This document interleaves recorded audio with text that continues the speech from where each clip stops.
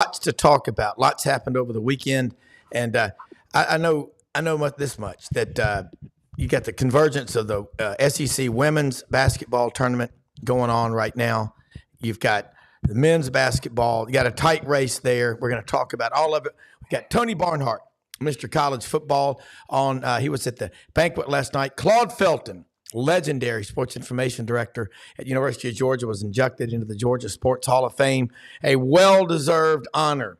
Bring back SIDs. Who needs these media relations directors? SIDs were great people like Claude Felton. Dave Tompkins in the Low Country joins us, and Franz Beard as well from GatorBaitMedia.com. Get pen and paper handy because here we come.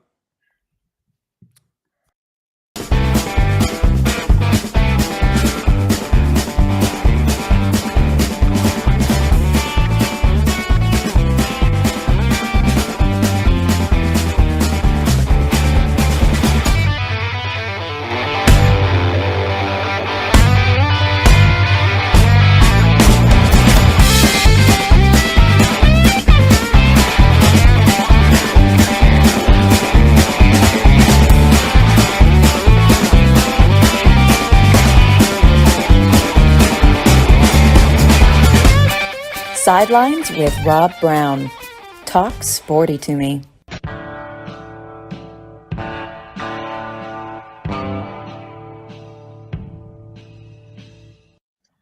right, Rob Brown here with you. Dave Tompkins joins us over in the Low Country in Beaufort, South Carolina, and Tony Barnhart will be on here with us in just a minute. Dave, I know the thing I want to address, and you and I both do when Tony comes back on, is the state of the NCAA. Big case happened, I guess, Friday with what's going on with Tennessee and Virginia, and both of them are involved in that suit with the NCAA about what can go on with NIL or what have you. And I think that there are going to be repercussions that come from that. And your initial reaction from that, because my phone, we didn't do Savant Saturday. A lot of people going, where are y'all? But the point is, there was action taken in the court system. How much longer will the NCAA be around before we get to Tony? Yeah, it's to me, it's like, growing up in grade school science, you learn about potential energy and kinetic energy. And there's been so much potential energy. I see it really starting to convert to kinetic energy now. And I think this is the first of many. I don't know if this will be the Brown versus Board of Education, but it's on the way. And I'm going to be very curious to see how this particular legal action plays out. Yeah, and Tennessee and Virginia, like a lot of other states, just took action because NIL, I am not a lawyer, but both of us do know this. We know what antitrust laws are. They were brought in September of 1990 by Senator John Sherman. Yes, you know who his dreaded brother was. May he be in an eternal inferno. But bottom line, John Sherman put those laws into place in 1890. They were to prohibit restriction of free trade and commerce. So there's no way. The Supreme Court's already ruled 9-0 about what's going to happen. So now this Tennessee case was interesting, involving a flight from California for Nico Lamaliva. That's how I'll pronounce it. I cannot get it right. All these guys with these unpronounceable names, they will continue to drive me crazy. But I think that's what happened. They just said, well, that's one law to the next. And the NCAA has no subpoena power, Dave. So I wonder when we're going to have the commissioners and all like that come about. Tony Barnhart's with us right now. And Tony, good morning and welcome. And Dave and I were kind of getting the fire going about the NCAA and that case. And also, let's talk about your book, The 19 of Green, which is a great book that's out there. But I want to get your thoughts on initially what you took away from Friday's news about the Tennessee and Virginia cases with the NCAA. Guys, this makes it very clear as to what the courts are going to do. And here's what I mean by that. for the longest time, the NCAA has been able to say, hey, we're only doing what our membership wants us to do. We are putting in the rules and policies that they ask for. We are enforcing the rules that they ask for. And that has always been the standard defense. But what the courts are telling us now is saying, we don't care. We don't care about your rules. The bottom line is this is not about the NCAA versus some other entity. The fact is the client being the athlete, has all of the leverage here, and we're going to enforce their rights. And so the NCAA can't say, well, listen, our membership wanted this rule that said for the transfer portal. They wanted that rule that says you have to sit out a year after you get one free bite at the apple. And the courts are saying you can't make those kind of rules because those rules restrict the ability of the individual. And so I think you're right. I think there are going to be huge repercussions from this, but it's yet another reminder that the NCAA is alive. Their existence as the regulatory body of college athletics, I think their days are numbered. Yeah. Dave, that let's just reaction hope from that in what their Tom final said. days of having jurisdiction that they can prevent these court storming things. That was it was sad to watch Filipowski get injured after in the aftermath of the Wake Forest beating Duke. People have told everybody, they finally did it in SEC basketball. Okay, and they made the rule: you get punished, you get fined, and all that. And I know I've worked in the ACC for a long time. I understand the tradition. I've been in the middle of the court for a Duke Carolina game when the court was stormed. I've been there. But the fact of the matter is, people are going to get hurt, and they're lucky that what happened the other night was not a lot worse than it was. So the bottom line, they got to put a series of fines in, and ultimately, and I hate to do this because I hate to quelch the natural enthusiasm of the college game because it's what we love so much. But you're going to have to put in a series of pretty serious sanctions to prevent this, because we can't have something like this again. We certainly can't have it without some repercussions. Yeah, and the look on John Shire's face on the sidelines, he was doing a post-game interview in that Duke-Wake Forest game, was I'd never seen a coach like jump out on the floor like that. It was like, Dale Brown jumping out in that Tennessee LSU game in the SEC tournament. Tony, when I was in Charlotte a couple of weeks ago to see my son, I want to ask you something. That's an awesome city. I mean, it's like my wife said after 10 years in Atlanta, she goes, it's what Atlanta would be with controlled growth. And there you've got the SEC network. I didn't see it, but I saw the ACC headquarters downtown next to Duke Energy, which, by the way, is one of my favorite stocks over the years. It's just solid as a rock. But, man, as big a city as it is, it might be the cleanest city. It's what Memphis used to be. It's an awesome city. The SEC network, do you ever see them moving to Atlanta? Here's the issue. They talked about moving to Atlanta originally, but the fact of the matter is their ESPN already owned land, an area where they had ESPNU. That's where ESPNU began, is in that complex in Charlotte. And they said, they could do it without any cost up front. Now, if you want to pick out a prime piece of real estate in downtown Atlanta, spend about $8 or $10 million, absolutely. But they didn't felt it was necessary. There you go. At the time. And now that ESPN has all the inventory of SEC football, I don't see it makes a whole lot of sense to move.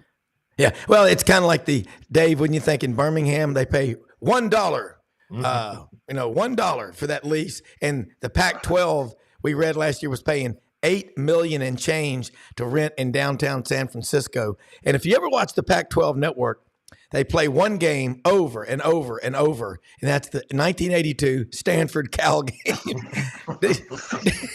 Dave, jump back in here. You spent some time out there. You know what I'm talking about. I lived in the Bay Area from 1990 when I went out to Stanford to 2007. And way back then in 1990, Stanford football was fantastic. Dennis Green was our coach. We had touchdown Tommy Vardell, Glenn Milburn, Darian Gordon, Oh gosh, Christian McCaffrey's dad, Ed, and that was just great football, great basketball with Mike Montgomery. All that's gone now. It's really sad to be a Stanford fan and to see that. We still have our girls that play great basketball. I really enjoyed watching Caitlin Clark get her triple-double yesterday. I think her 5th of the season. But thanks to NIL, we've learned one thing she can't do, which is sing. She was on the State Farm commercial and did Like a Good Neighbor, and unfortunately, Caitlin can't carry a tune. But so she's not perfection. Yeah, I love that, Tony. Now next step, we've had Steve Shaw, who I absolutely think he's wonderful. You know him on this show a number of times, and I respect him because I knew an official growing up, Joe Pipkin from Memphis, for 33 years. And what I loved about, I knew him since I was a little kid, and he's gone now, but he was a friend of my parents. He did big time Southern Independent games, and he would get me, say, I would see him at a game if I was on the sidelines. He would not even speak to me because he knew I was an Auburn, and I always laughed. He goes, don't take that personal, Rob Jr. And I was like, don't. But I respect that. I respect what Steve Shaw and those people do because I've been out in public and I've seen him, and you can't. It's like my grandfather was a judge. You can't. There's a line that you can't cross. We've got to keep, because what they're doing. This is just my opinion. They're getting it right on targeting, and we don't need to lose Steve Shaw. If we don't have an NCAA, what happens to him and his group? Because they're working their butts off to do things better. Yeah, and I think you can have a separate officials association. You don't need the bottom line, Rob. And this is going to be harsh to say. They don't need the NCAA. They just don't. Agreed. They can create their own organization, their own enforcement structure, all of these things they can do, and they can do it much more efficiently. Now, you still got to figure out what you're going to do about the basketball tournament, because the NCAA does put on a nice basketball tournament. Yes. You got to give them that. And so I don't know what the ultimate answer is. I just know that what we have now, and this is no revelation of any, what we have now is not sustainable. It is not sustainable, and we have started the process. I believe that Greg Sankey and Tony Petitti, commissioner of the Big Ten, they've started the process. And how long it's going to take, I don't know. But what we have now, as we've seen in the courts, is clearly not going to work. Yeah, and there's only so many times you can ask people, Dave, for money, season tickets, priority seating, now NIL. I mean, what about what people give to charities and their church and, oh my God, their own children? That's where I see this one. It's kind of crazy. Well, I think the NCAA, to Tony's point, I think the NCAA has a soft landing, which is retain the rights to March Madness. Women's March Madness, thanks to Caitlin and many others, is getting. I learned yesterday that the Big Ten women's tournament is completely sold out, which is I don't think ever happened in a conference in women's basketball ever.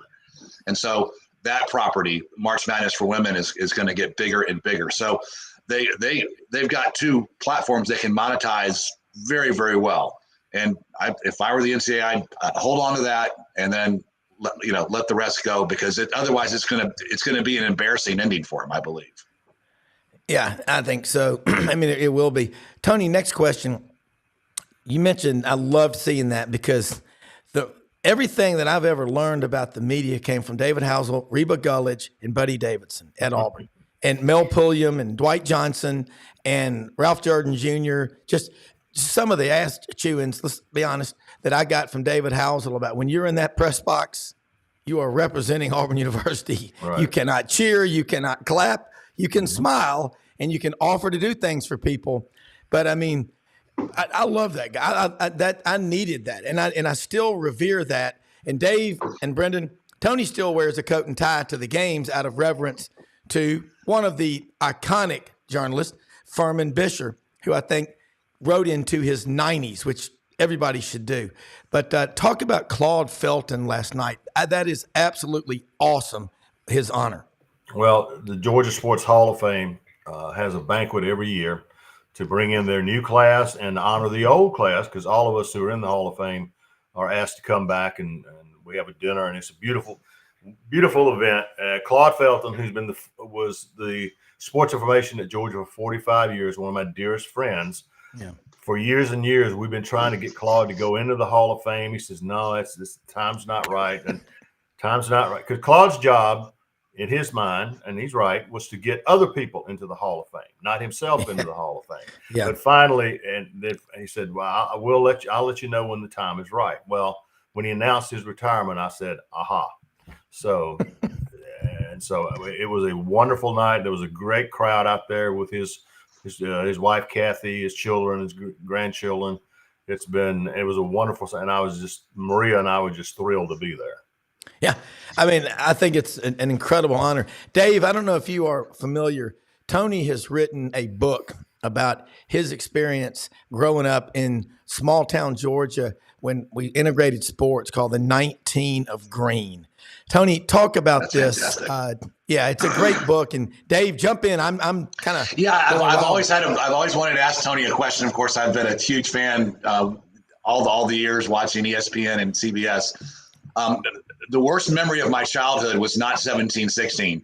It was 21-0 in the Junkyard Dogs when my Tide got beat. John Forney and Doug Layton with the call for Alabama. Doug Layton starts cussing on the radio. And I've always wondered, was that your senior year or just after you graduated? I had just graduated in June and got my first job at a little newspaper in South Carolina. And I asked my new boss to make me one promise: let me go back home for the Georgia-Alabama game in September. And he said yes. And so I was at that game, and it was here's one of the great stories about that game. I had a bunch of because I just graduated, I had a bunch of friends on the team, and the town was filling up early. And it used to be you could sit on the railroad tracks on the north end of the stadium and look into the stadium, and people would sit on those tracks to get a great perspective of the game. Well, Thursday before the game, Georgia had a walkthrough at Sanford Stadium. And when they got there at 4:00 in the afternoon, people were already, this is Thursday, people were already on the tracks on Thursday. And one of my buddies on that team, Joe Tereshinsky, was a center. He said, that's when I knew we were going to win. And they did 21-0. Yeah, it was not that close. I mean, it was just a complete beatdown. It was the worst memory of my childhood. Tony, I've got one of my friends who grew up in Atlanta, and his brother owned a bar in Athens, which is kind of a wild combination. When he goes to bed at night, he plays James Brown's Junkyard Dogs, every night before he goes to bed. He is a serious dog. Jeff Boone, I'm talking about. Talk about your book and how the sales are going and the reaction, because it is a story that you cannot tell enough.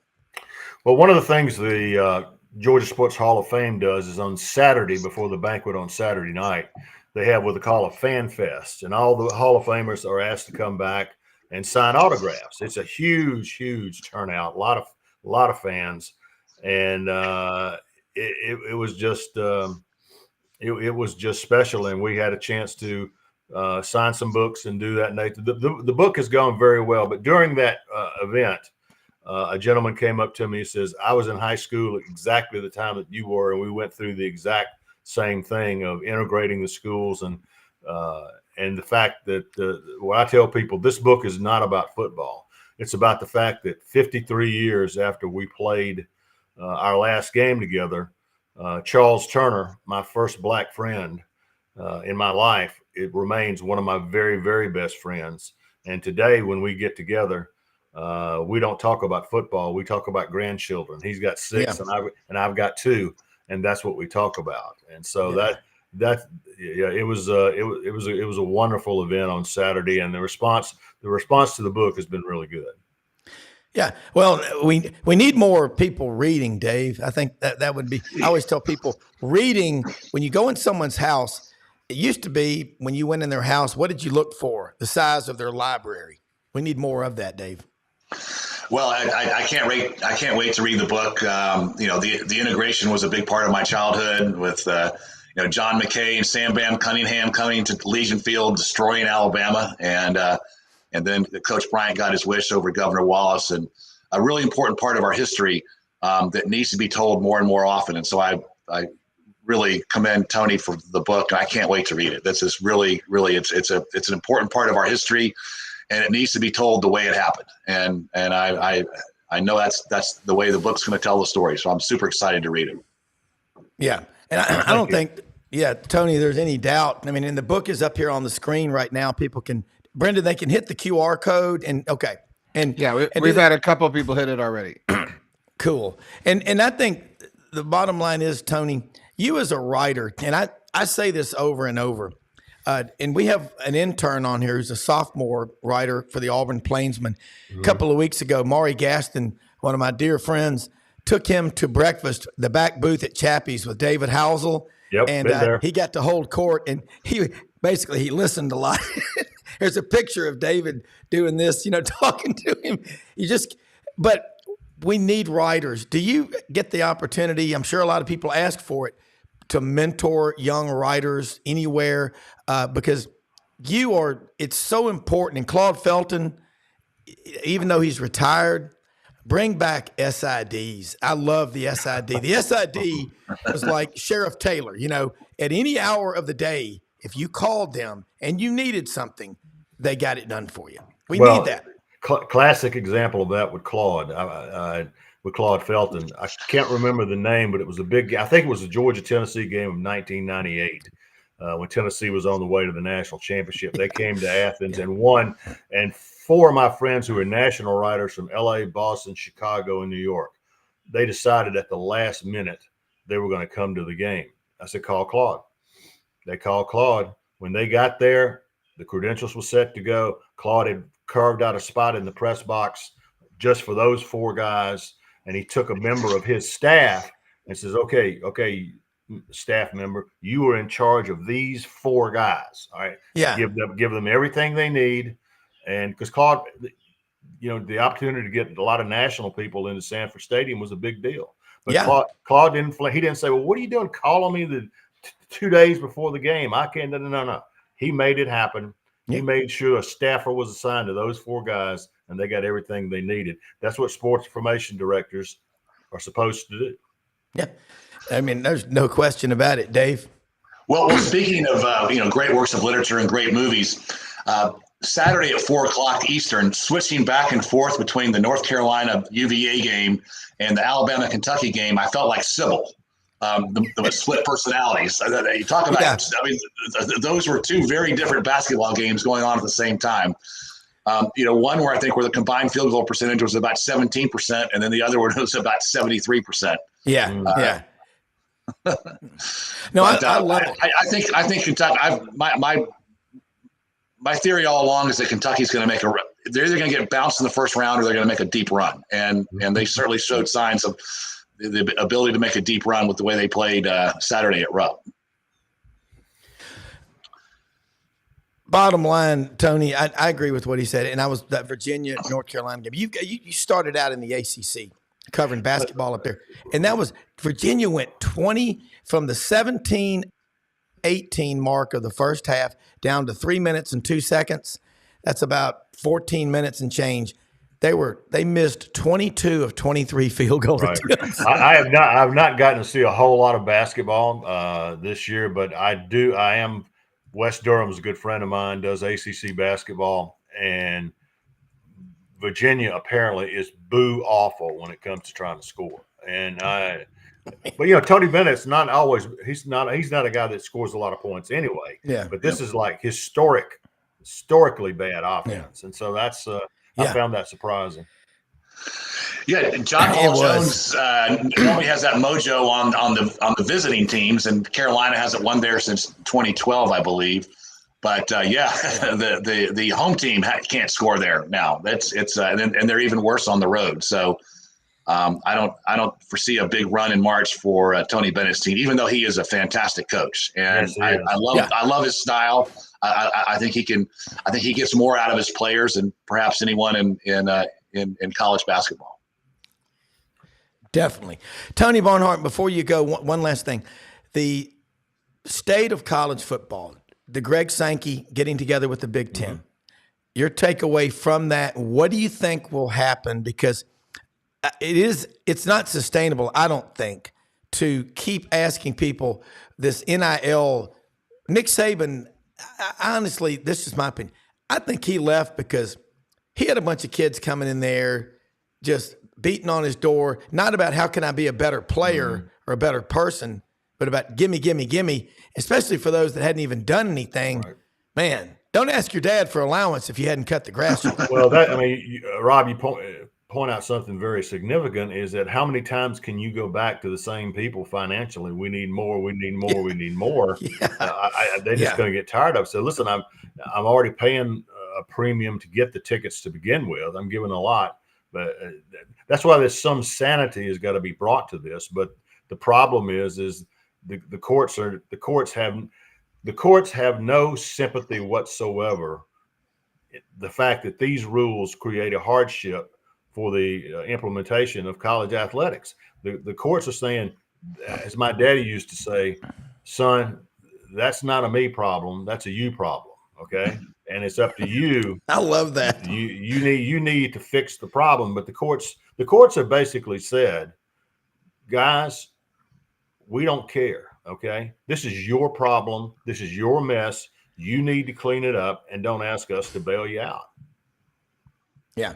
Well, I know in the financial services industry, there are limits on commissions and what you can charge and bank, loan rates and everything like that. That's why the term loan shark came about. That's kind of what's got to change. But Tony, look, as always, I want to tell you how much we appreciate you taking time to join us this morning and letting people know how they can follow you and all the great work that you're doing, and look forward to your next visit always.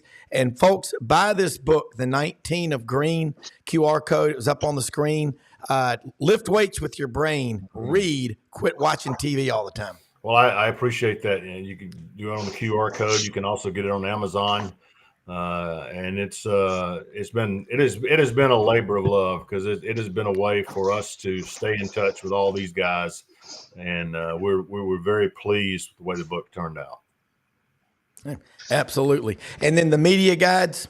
The media guides, TMG College Sports. All you got to do is do a search on TMG College Sports. So it's si.com/college/TMG. And my buddy Mark Blaushin and Herb Gould, we've been writing for that website for about 4 or 5 years now. And so, all right, absolutely love it. Have a great one. Look forward to the next time. Okay, guys, thanks. You bet, Dave. Don't you remember Brendan being the son of a great sports writer, but going on a Sunday morning to the local newsstand and buying a stack of newspapers just to read. And I thought about that this weekend, because my sisters went to a small girls finishing school, Highlands College up in Roanoke, Virginia. Oh, yeah. And all their friends, W&L, I knew some of the VMI guys where my grandfather and his father and everybody else went. And then a lot of their friends were at UVA. So I got into following Ralph Sampson in the late 70s in Virginia, Lee Raker, Jeff Lamp, all those guys from Trinity High School in Louisville. The UVA-UNC basketball game was a big deal to me growing up, and it still is. You're a basketball junkie. What I love about you is you've been all over the place after you did your time at West Point, 5 years in Germany. College basketball is my love. We can't. I love it. It's something. I love football, but God, I love basketball too. Oh, I love this time of year. We're coming into March. Friday is March 1st. March Madness, and it goes right to the Masters, and then right to the Derby. This is the best time of the year. With college football fall being a close second. Now I know that most of the audience is college flip flop here. That college football is number one, but for me this is my special time of year. I love those old UVA UNC games. Back then in the ACC they can only send one team to the tournament, and so talk about the ACC really the regular season really mattering in the tournament, the conference tournament in Greensboro mattering. And all those years, the great Maryland teams not being able to go to the NCAA. That's changed now. I think changed for the better, but it's still, when you got UVA, UNC, and then I think, I guess not this Saturday, but next Saturday, Cameron Indoor, Duke, UNC.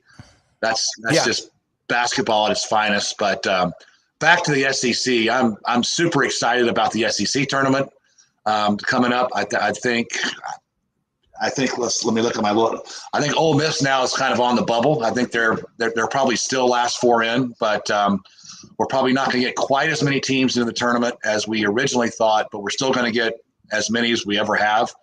And I'm real curious to see, who's going to win the SEC tournament, who's going to win the regular season, who's going to win the SEC tournament, and who's going to advance the farthest in the big dance. I think we'll get 3 in the Sweet 16. Brendan's team, Florida, is really coming on, playing great basketball now. I think we can get 2 in the Elite Eight and 1 in the Final Four. Well, you look at Tennessee and Alabama, most people think have the chance to make a deep run, the deepest run. But Kentucky, they're always out there. Just like I was concerned when they played Auburn last Saturday, they're still Kentucky. They're the 6-foot diamondback rattlesnake that is still out there. They're John Calipari ripped apart by the Kentucky fan base, but they're loaded with talent. Okay. Auburn, the way they played Saturday. Aiden Holloway, been struggling, the 5-star freshman out of California. Hits 5 3-pointers. Top to bottom, SEC, you rank it, it's got to be in a battle with the Big 12 or the Big East. I think so. I think in terms of just the quality of teams, and if you had an index and which conference has the highest index, I think this year it might even be the SEC. I think the Big East might go do better in the tournament. I think UConn's the best team. I think UConn has the best coach, Danny Hurley, best program in UConn. I think Shaka Smart's going to take Marquette really far. I think Creighton's a sleeper. So I think the Big East might, have teams advance the farthest, but I think just from top to bottom, I think the SEC is maybe a whisker stronger than the Big 12 this year. And I love that. I mean, basketball has gotten very, very relevant in the SEC, kind of like it was in the 70s. John Ferguson and Joe Dean calling the action. Well, those guys were the best. I mean, and I think that if you look at the LSU, look at them pushing up. I mean, there's everybody except Missouri, and they should be better next year with 3 of the top 100 players in the country coming. And that's a good basketball program. Missouri's, Norm Stewart going way back. They've always had a good basketball program.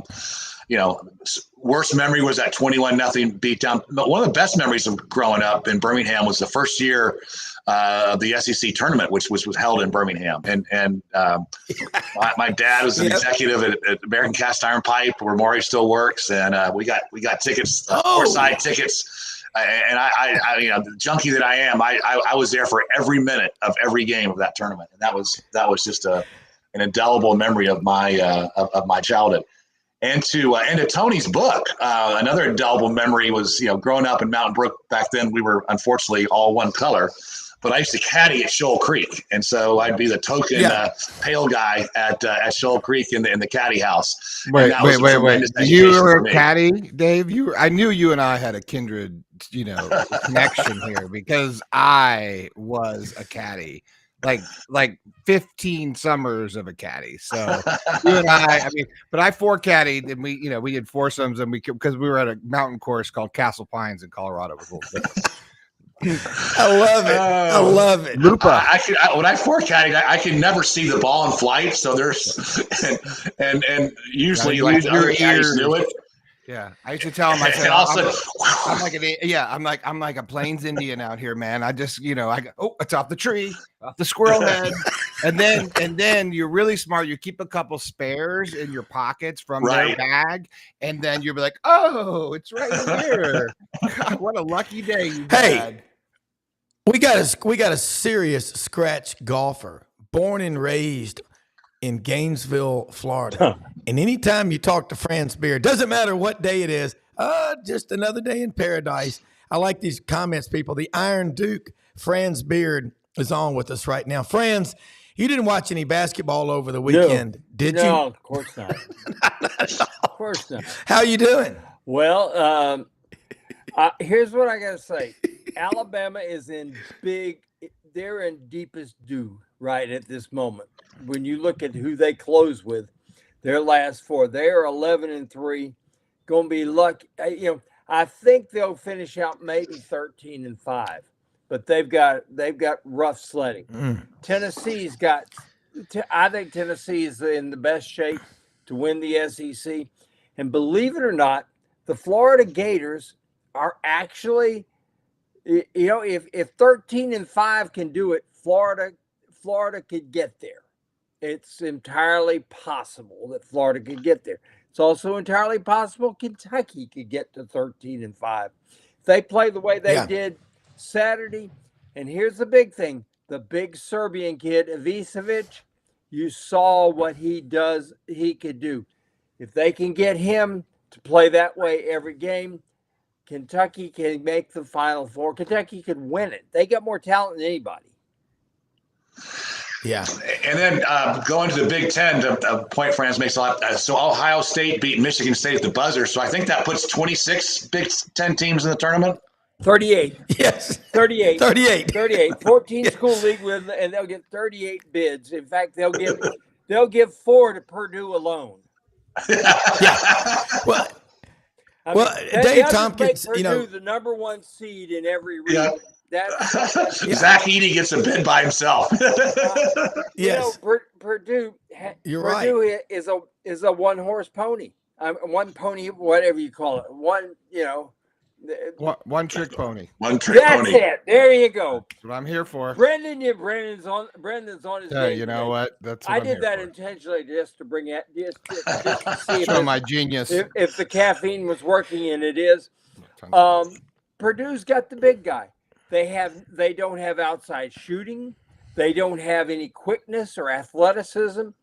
I'll tell you what, they're gonna get with some team like Creighton that has a big guy who can run, and Zach Edey is going to look like a brontosaurus out there, and there is a reason he's not in the NBA this year, and that is he is a brontosaurus. Now you look at the good teams have big guys that can run. Donovan Clingan, for example, he is 7'2".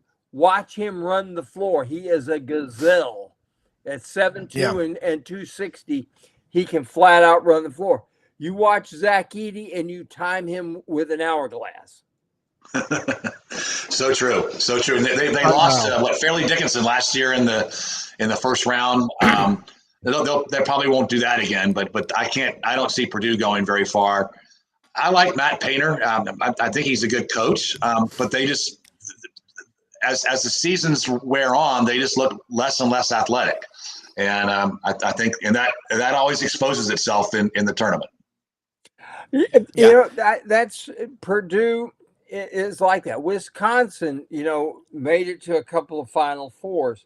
They always had at least one guy that could slash. They had a lot of big, slow white guys, and then they had the black guy that could. Hey, watch me! Boom! I can dribble. I can shoot. I can even dunk. And Tony Bennett's father is the Virginia coach. Isn't that his dad that was the coach at Wisconsin for a long time? And then Bo Ryan was the one that took them to I think their last Final Four may have been 2015. Yeah, that's right. Because Florida eliminated them in 2017 with Cheech shot heard around the world at the buzzer, and then the Gators figured out a way to choke against South Carolina, a game they should have won. Mike White went into his prevent offense. And no, Franz, wait a minute. We have not even said this yet. Now, we acknowledged it yesterday. We acknowledged it Friday. But there's a guy on this show on Hollywood Squares Monday morning sidelines version who had a birthday yesterday. Happy birthday to Brendan Martin. Happy birthday, my man. Yes, indeed. 21 again. And you know what? Yep. All I want, Dave, is to go to the Kentucky Derby for my 50th birthday. I'm 50 today officially. Oh, you turned 50 yesterday? I turned Okay. 50 All right. yesterday. All right. And I've never been to the Derby, and I really want to go. So I'm just gonna straight up hit you up on the show, be like, Okay. how do I get to the Derby? I mean, Franz will drive me, which is fine. He doesn't mind. I've been there. and I'm sure you have. And I just, I'm no longer just putting it out there. I planted the seed, and I am like miracle growing that seed, man. I've got to get to the Derby before I'm done. So I'm 50 now. There's not a lot of time left. All right. Oh, well, I was the there when they gatekeeper had up this- there. I was there when they had Wonderful this little lady show named Casey. She's a UK grad and was actually on the dance team when she was at in Lexington. But she's now the gatekeeper, and it is going to be a great Derby. 150, the 150th running this year. I know. I was there when this little show pony named Secretariat did pretty good. God, how cool was that, 1973. Franz? Yeah. How cool was that to be there? Hey, and you know what I've got to say, Franz Beard, he's a modern day George Plimpton, member of the Bon Voyant. We've got to get Franz an ascot to start wearing on the show because, I mean, he's a great writer.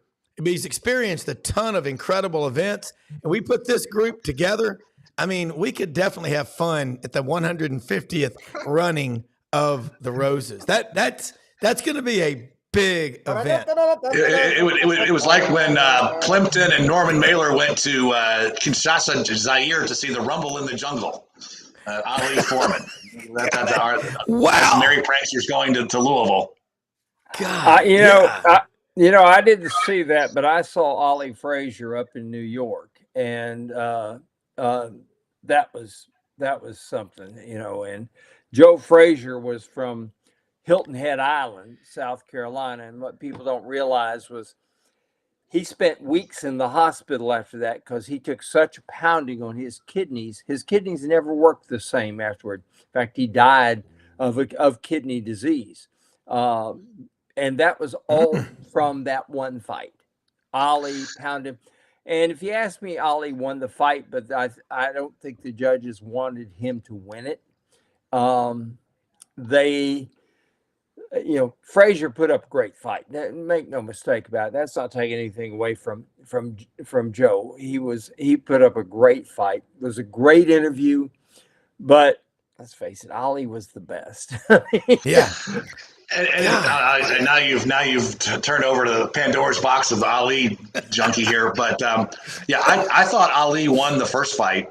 He clearly won the second fight, and in Manila, boy, that was a toss up. I thought Frazier just. I mean that fight.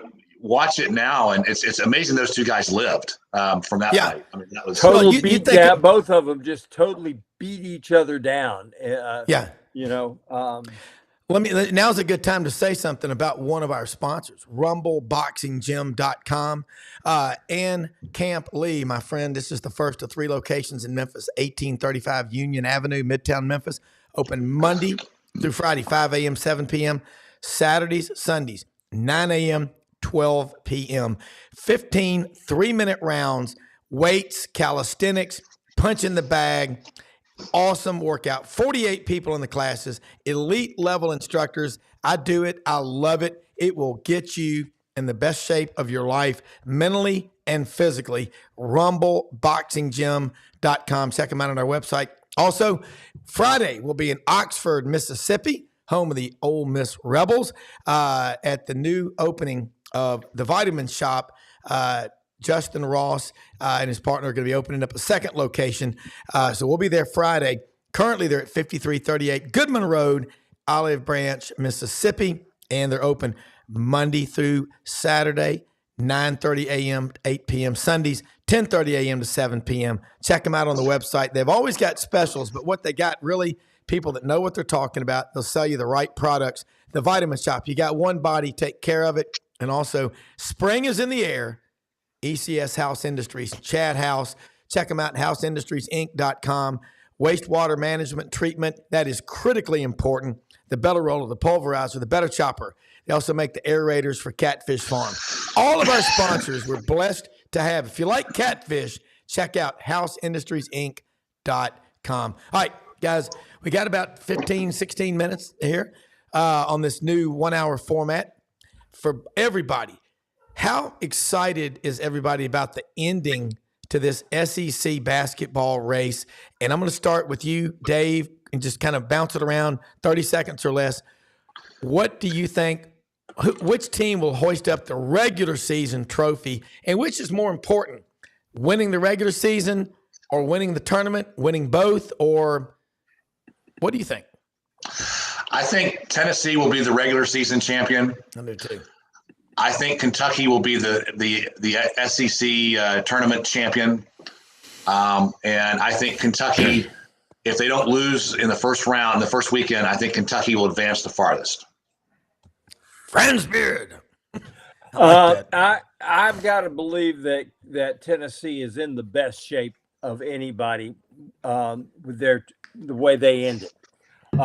However, Rick, Slick Rick from Hick, he has this habit of getting to the Elite Eight, and all of a sudden, they become lemmings and they go leaping off the cliff. Yeah. And, Calipari, I know he's gotten a lot of criticism this year, but he's brought these young guys along well.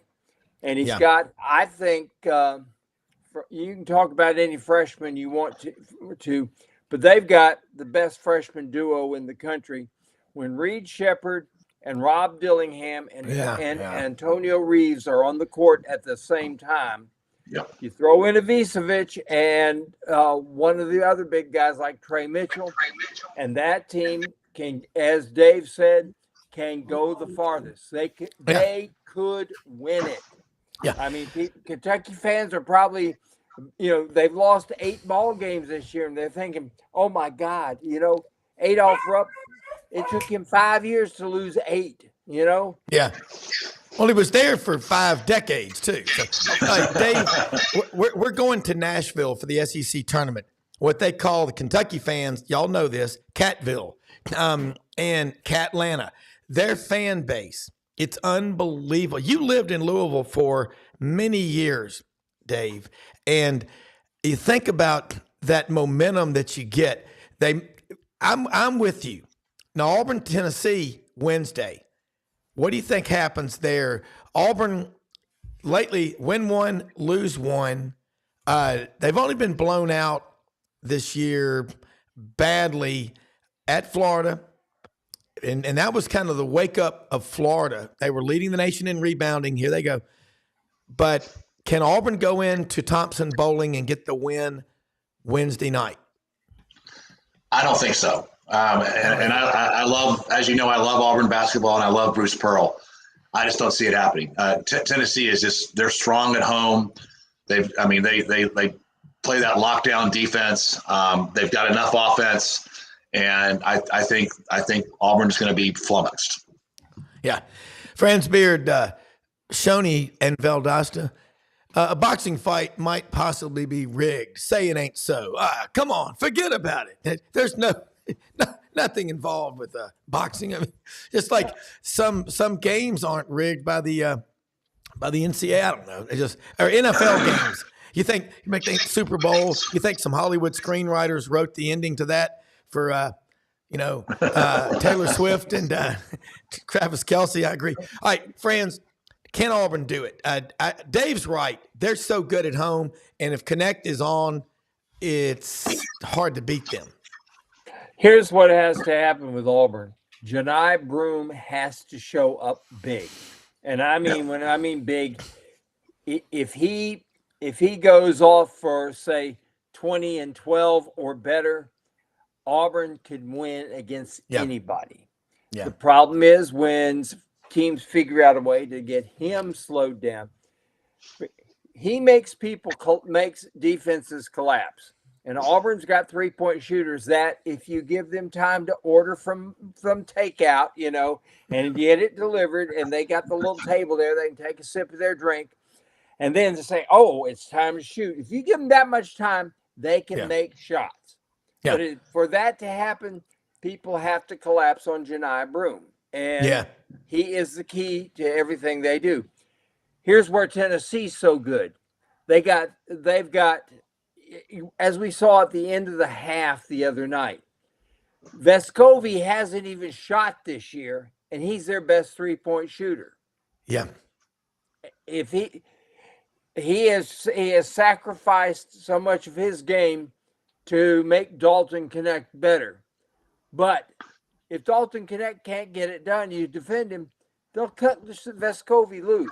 They've got more what Dave's heard me say this. I think you guys have too. They have more than one way to beat you at Tennessee. Yep.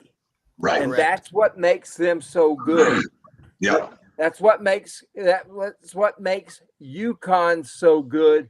They've got more ways to beat you than anybody else. That's why they're going to be so good. It's why Kansas is going to be really dangerous, and Kentucky.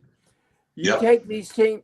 You take a team that you can, like Perdon't, when you can stick your when you can figure it when you can stop Zach Edey, they have nothing at all. You can stop Donovan Clingan at UConn, and it's like, and your next thing, what are you trying to tell us? I mean, that's kind of the way they are. Yeah. And that's the way it is with Tennessee this year. That's why they're so good. Yeah. And you know what, Dave, along those lines, when Dalton Connect, though, you go back, the pivotal moment was when Tennessee lost at Thompson Bowling Arena in Knoxville, 63-59 to South Carolina. Dalton Connect had 31 points. The rest of the team had 28 points. If he gets help from his supporting cast, nobody's going to beat Tennessee. Nobody beats our prices. I just don't think that it happens. So what team is Tennessee the most like nationally? I think UConn. I think UConn.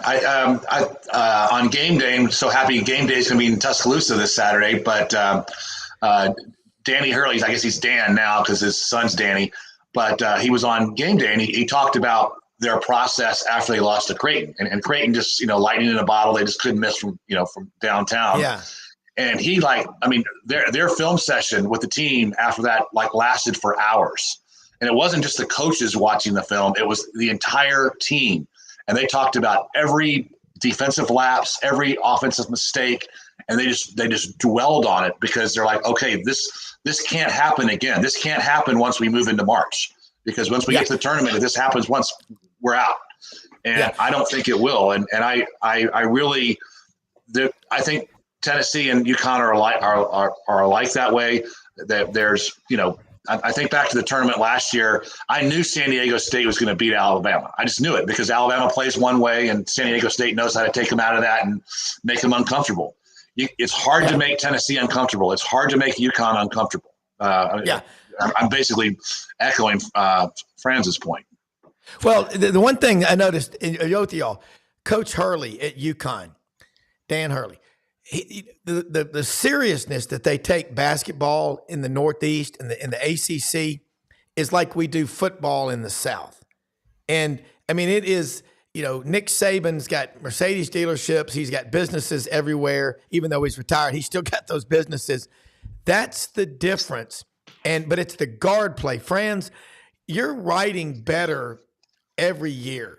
I mean, Brendan's right. You just Dave and everybody, subscribe to GatorBaitMedia.com. Gator or not, you've got to be reading what he is putting out. And Buddy Martin and Lauren Meadows and and watch this Buddy Martin show. We've got to get back to true grit journalism. Let me say for the record, First Amendment, free speech is absolutely revered on this show. We don't drink the Kool-Aid. There are no restraints. We don't tell people what to think. Franz, you and Dave have basketball savant minds.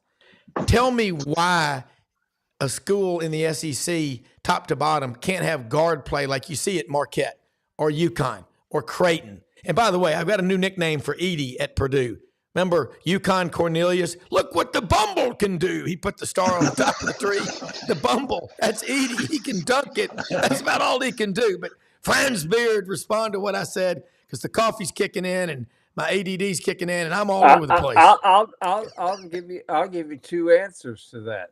Yeah. Reed Shepard and Rob Dillingham. Yep. Zion Pullen and Walter Clayton Jr. Yeah. I'll tell you what, I'll put those two guard combinations against anything anybody else has anywhere. But that's not, here's where UConn is so good. They've got good guards. I mean, Tristan Newton is leading the team in rebounding, and he's a 6'5" wing guard.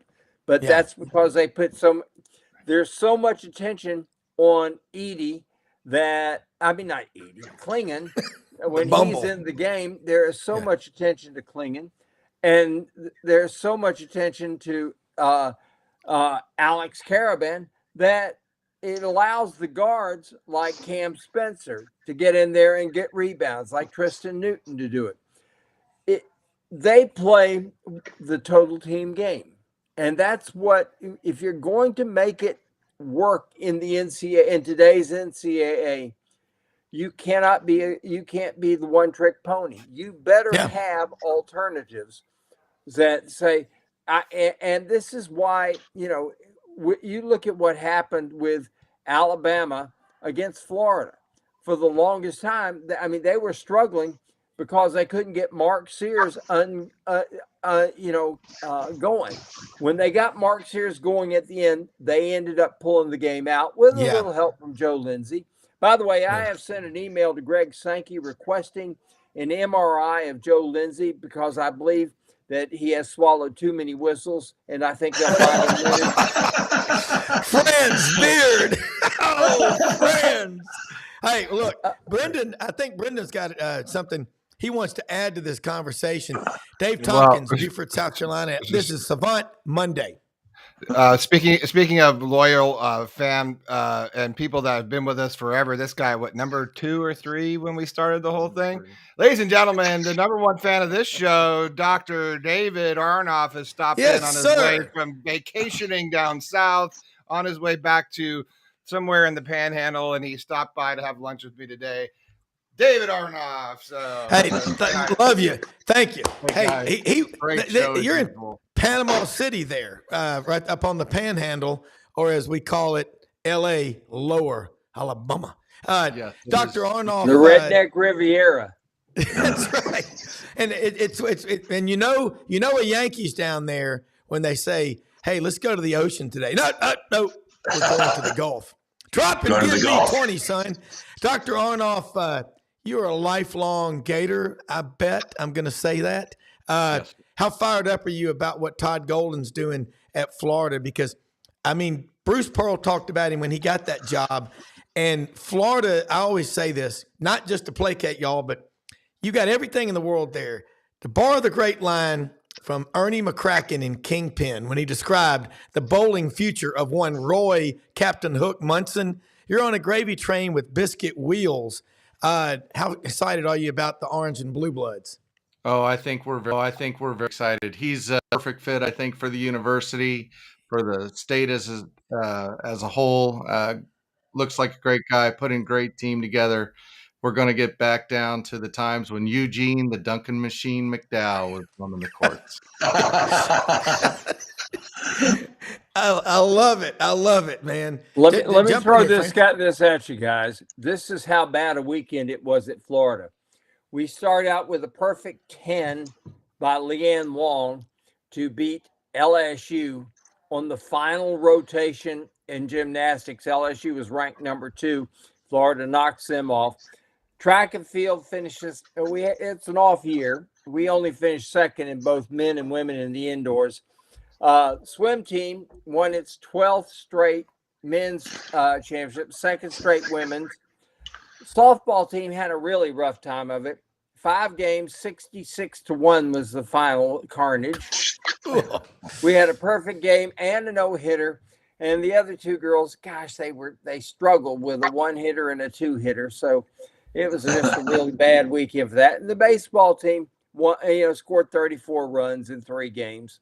to beat whoever. I can't even remember who it was. Columbia, that's who it is. Yeah. Yeah. Well, and Arkansas won the men's and women's track and field national Yes, they championships. did. I mean, look, track and field is your insurance policy for every sport you play. Speed, plyometrics, power, and I love track and field. Dave, you know, when you lived in Europe, when you were in Kaiserslautern deploying cruise missiles, and in the late 80s after you graduated from West Point, track and field meets will be on TV in Europe like college football, college basketball games every weekend. And I think that's cool. People in America, we don't appreciate really what we have, but we've got incredible track and field. We ought to recognize these people. Call them Olympic sports or whatever you want to. I love them all if they keep score. So I just thought I would say that. Absolutely.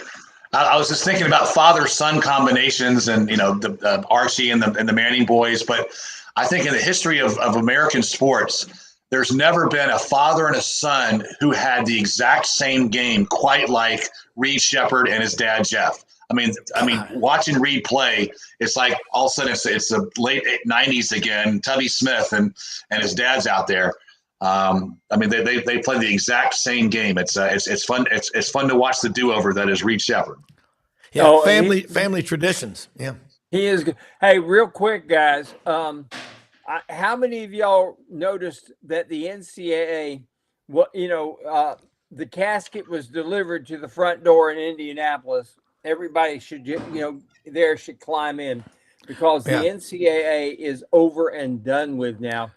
The federal judge in Tennessee gives a restraining order, and I guarantee you the NCAA has got to be smart enough, but they probably aren't. If they oppose that restraining order, they're going to get beaten in court, because they set up no guidelines for NIL, and now they're trying to enforce guidelines they put in after the fact. They're going to lose. So as we know it, the NCAA is dead. And, the only thing we're waiting on now is for an official funeral of it. What better happen in a hurry is a new organization formed with a commissioner, with rules, and the NCAA presidents, the presidents of these schools, need to understand this is a business undertaking. Go promote, gender equality courses, everything like that. That will get half your student body a bachelor's that won't amount to anything. Yeah. Please do that and leave the athletics to people who know what they're doing. If they do I want to say we'll this. Be good. Yeah, and you're right. We've been saying this for a while. The respirator's on, the priest is in the room, and the kinfolk are being asked to come to the bedside of the NCAA. Tony Barnhart said here. Yeah, that's right. The doctor's in the house. But you think about what Tony Barnhart said. We've got to have an officials organization.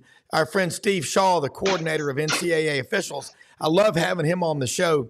And he said they'll just have a private officials organization. But you're right.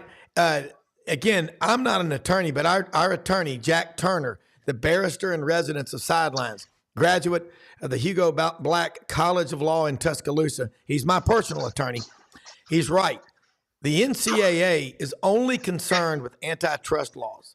That's what they have to be concerned with. And Dave, you think about this. The NCAA, when they're out of the way, do we want to have one commissioner or a group of people? But my recommendation is for the meetings, like in the Army, you remember this, a stand-up table with a round top on there. Everybody stands around. Those meetings will take 10 minutes or less. It's like the weekly staff meetings we have with Brendan and Buddy Martin and me. Buddy's like, all right, here's the deal. We're going to keep these things to 15 minutes or less. He usually take less than 10 because you know what? It's quick. You got an agenda. But Dave, Nick Saban, I Rick think one Neuheisel, commissioner, Urban Meyer, do it. Yeah, I think one commissioner, but a little bit of a cautionary tale. In my opinion, Roger Goodell has too much power and authority. I think there needs to be one commissioner, but there needs to be some sort of governance structure so that commissioner is beholden to a governance group. and doesn't have absolute authority as Roger Goodell seems to have. So that would be my recommendation. Yeah, you've got to make it so you have a commissioner at the top who has veto power. Okay, you have a commissioner overall, and then like football has its commissioner. Okay, basketball has its, and then you have a commissioner at the top with veto power and a contract with term limits on the commissioner at the top. Now, if you want to make the commissioners so they rotate, so a football guy is in charge for 2 years, a basketball guy 2 years, and rotated like that, fine. But you got to have term limits on the guy at the top, and you got to have enforceable rules with penalties that are harsh enough. You know, it's like this. If you cheat, and let's say you cheat on, go out and buy yourself a new quarterback and whatever like this, and you've got rules that say you can't, then fine. You're going to get fined $50 million. Right. Yeah. Yeah, I agree. The well, boosters won't come up except for the Aggies. Now, you know, the Aggies will say, well, damn, we got to pump much more petroleum here, don't we? But other than that, everybody else, that will get their attention. And you have to have rules that get people's attention. One rule you could do to slow down the Aggies and the Longhorns, the Permian Basin, and I know this from my business in West Texas, in part of New Mexico, average 4.2 million barrels per day. And 2/3 of that money from the state every year goes to Texas, 1/3 to Texas A&M. So they're spending effectively taxpayers' money. All right. That's if that changes, that's going to change a lot with Texas and Texas A&M. Just something to think about. Okay. But man, we've run out of time. Dadgummit. Awesome show. Dave Tompkins, anytime you can come on, love having you on. Franz Beard, Tony Barnhart, Brendan, Dr. David Arnoff, thank you so much for watching the shows and listening to the shows, because I see your comments all the time, and we appreciate it more than you can imagine. We live in the greatest country in the history of the world, people. We have the best guests, the best executive producer, and sponsors. Support them all and go out and make something great happen today. And happy birthday. And look, smash that subscribe button on YouTube, okay? Hit that thing, subscribe. Tell your friends, your family, your neighbors, everybody about I want to go to the Sidelines Sports Network. Go to the Derby and let's get more Big Ten teams in the tournament. Shall we say 50? Happy birthday to you. Happy birthday. Happy birthday to you. Happy birthday to you. And Notre Dame, by the way, I like this. Notre Dame will want their own commissioner. We'll just leave that for tomorrow. Exactly. Bye, everybody. We're out of here.